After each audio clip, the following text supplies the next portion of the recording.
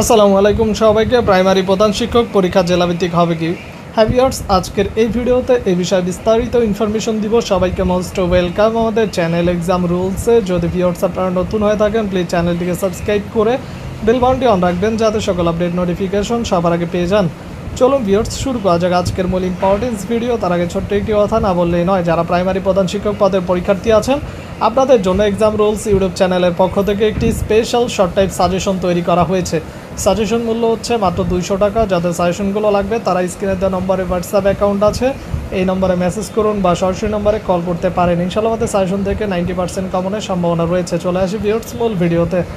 Primary প্রধান শিক্ষক পরীক্ষা জেলাভিত্তিক হবে কি? ভিউয়ার্স অনেকে জানতে চেয়েছিলেন প্রাইমারি প্রধান শিক্ষক পরীক্ষা কি জেলাভিত্তিক হবে কি না। ভিউয়ার্স এই পদের পরীক্ষাগুলো জেলাভিত্তিক হবে না, কারণ আপনি জানেন বর্তমানে প্রশ্ন ফাঁসের প্রচুর হিড়িক পড়েছে। আর বিশেষ করে জেলাভিত্তিক হলে এটার প্রশ্ন ফাঁসের সম্ভাবনা বেশি থাকে, যার কারণে পিএসসি জেলাভিত্তিক পরীক্ষা নেবে না। এটার পরীক্ষার কেন্দ্র ঢাকায় পড়বে, ঢাকায় পরীক্ষা দিতে হবে। যারা পরীক্ষার্থী আছেন প্রিপারেশন নিন, যাদের শর্ট সাজেশন লাগবে যোগাযোগ করুন স্ক্রিনে দেওয়া নম্বরে।